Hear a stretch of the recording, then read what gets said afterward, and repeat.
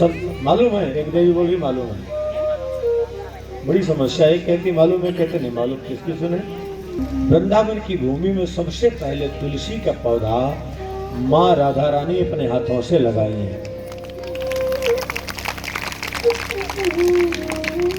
और राधा का भी एक नाम वृंदा है।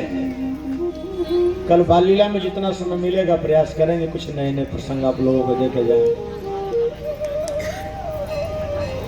उस बंजर भूमि को जब कृष्ण अपनी दिव्य शक्ति से, तो भगवान कृष्ण ने एक लीला किए थे राधा की शुद्धि के लिए। राधा को ही अशुद्ध थोड़े ही है, जल शुद्धि, अग्नि शुद्धि, वायु शुद्धि कराए थे। बड़ा नाटक किए थे कन्हैया। कौन सा फल लेंगे? सब सोचने लगे कृष्ण कौन सा फल मांगेंगे। तब कृष्ण ने कहा, इस समय राधा से पवित्र, राधा से पावन कोई नहीं है, तो मैं चाहता हूं कि राधा अपने हाथों से इस वन में तुलसी का पौधा लगाए। खाली वृंदावन शब्द उच्चारण कर लो, आपके मुख से वृंदावन का नाम आ जाए।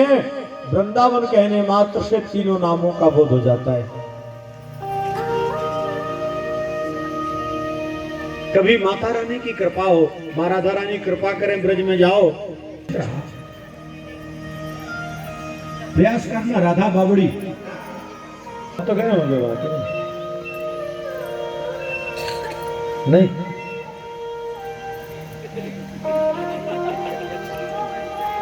राधा बावड़ी वृंदावन में है। देवी उसको बताओ, मोबाइल में जुड़े हैं, वहां रेत भी बैठते हैं। गाय के ऐसे से साधक हुए जिनको भी कुछ समय पहले एक हरदेव जी थे, उनको वृंदावन में है।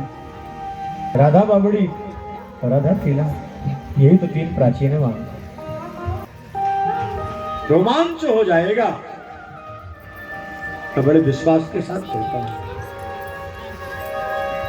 उस रज में खाली बैठते ही गर्मी में कोई त्रस्त हो और एसी की हवा। भाग्य ये है यहाँ जितने लोग विराजमान हैं ज्यादातर वृंदावन गए। वो नहीं, राधा बावड़ी की बात कर रहा हूँ।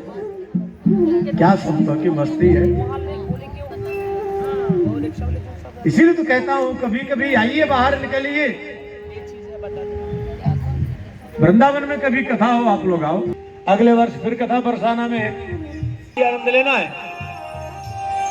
आप लोग कभी आओ और लेके चलेंगे आपको साथ। आप लोग बैठ कर देखना और अपने आप से पूछना, प्रेमासुर निकल आएंगे। उस जगह पर 4-6 साधक मिलेंगे बस।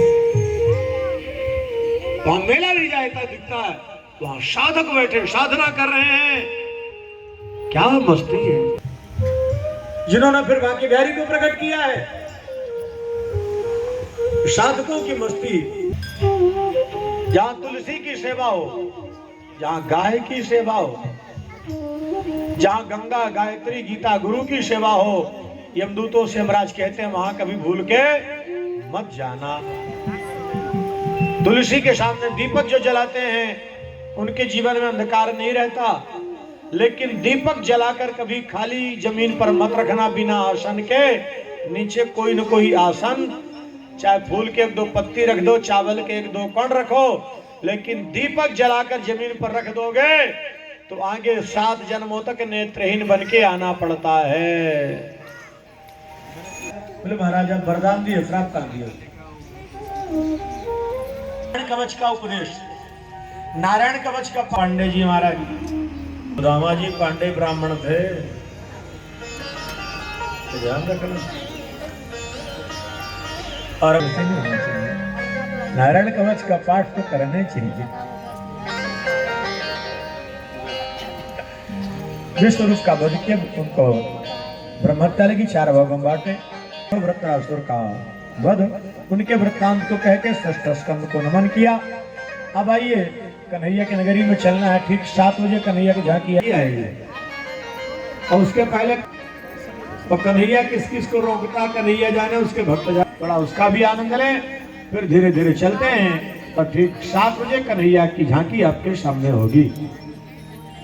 हरि शरणम, हरि शरणम, हरि शरणम, हरि शरणं हरि शरणं हरि शरणं हरि शरणं हरि शरणं हरि शरणं हरि शरणं हरि शरणं हरि शरणं हरि शरणं हरि शरणं